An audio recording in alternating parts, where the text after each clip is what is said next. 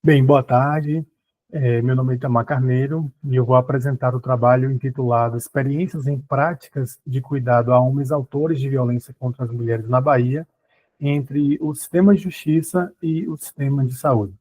Esse trabalho ele está dentro do eixo Trabalhos com Homens Autores de Violência contra as Mulheres e tem a participação da professora Denise Nassif, que é minha orientadora, e o professor Marcos Antônio Ferreira, que é o meu orientador.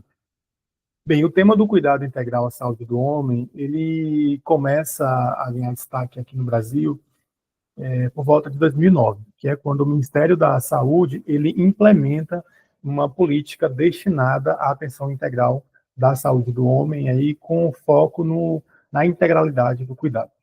Então, esse relato de experiência ele vai abordar exatamente a implantação e a implementação de um serviço especializado que atende homens autores de violência contra a mulher e que está localizado institucionalmente em uma parceria entre o sistema de justiça e o sistema de saúde aqui no município da Bahia.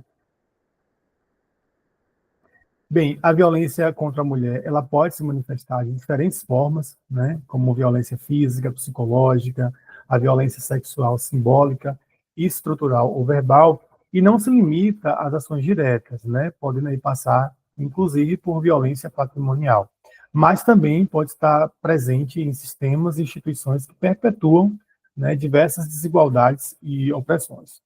Alguns autores apontam que é muito difícil e é quase impossível enfrentar a violência, a questão da violência de forma matricial, lidando exclusivamente com as mulheres, ou seja, com as vítimas da violência, né?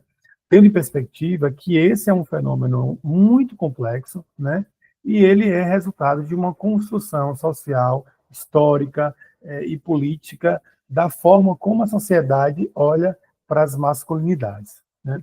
Então, o objetivo dessa experiência é exatamente proporcionar ações de reflexões e promoção da saúde que contribuam de forma significativa para a compreensão da realidade singular masculina em seus mais diversos contextos socioculturais e também político-econômicos. O método desse trabalho, a gente tem aí um ambulatório de saúde mental, onde esses pacientes, eles obrigatoriamente, para que eles sejam admitidos, eles são encaminhados pela segunda vara criminal de violência doméstica da comarca de Alagoinhas, aqui na Bahia, né? E essa experiência vai trazer um relato aí dos meses de julho a outubro desse ano, né?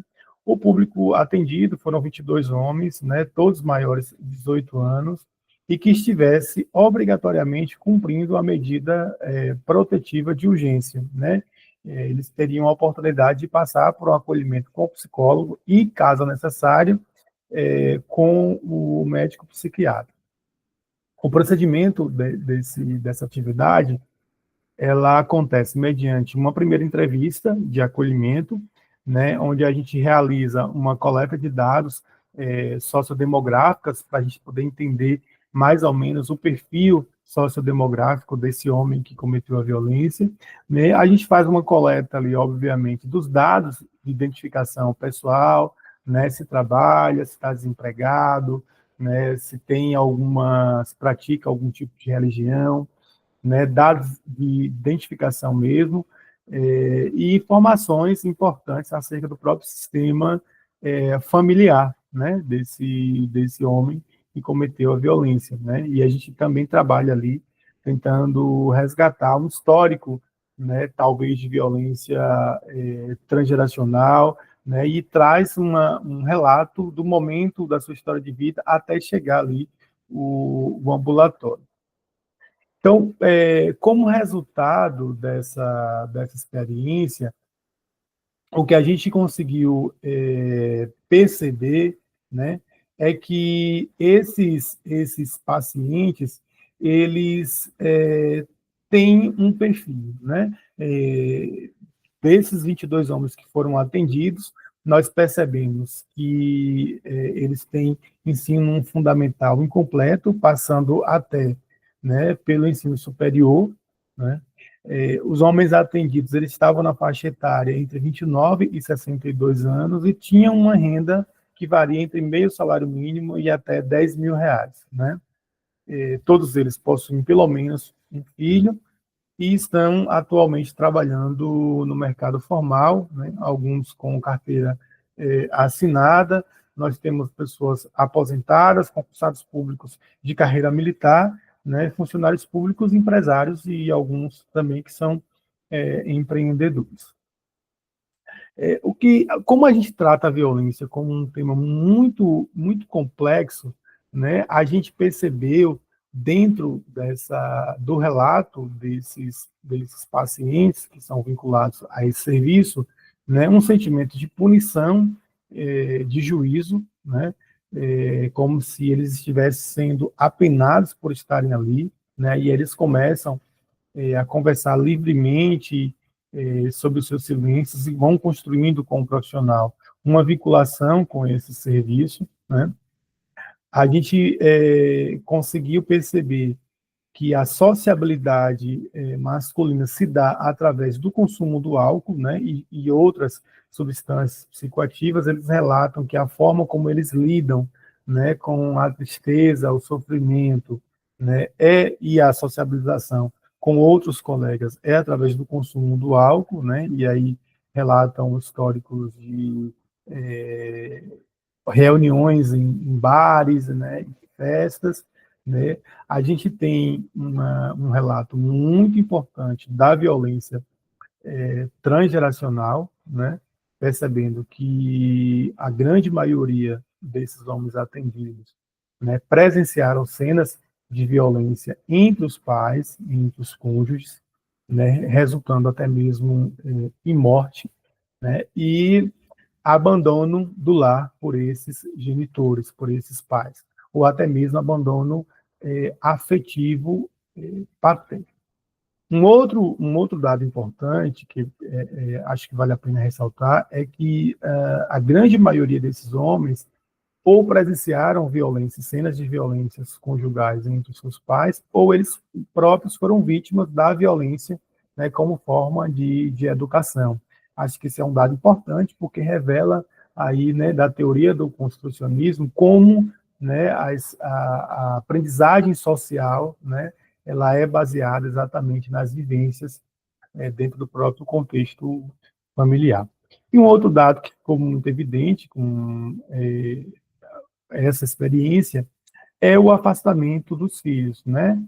Alguns casos variam entre 3 meses, chegando até 2 anos em aguardo de decisão judicial, né?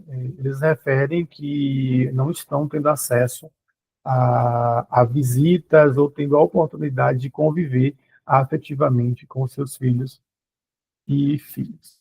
Então, as minhas considerações finais nesse trabalho é que essa experiência trata da responsabilização dos homens, né, como parte do problema da violência, né, e promove algumas reflexões sobre alternativas não violentas para a resolução de conflitos.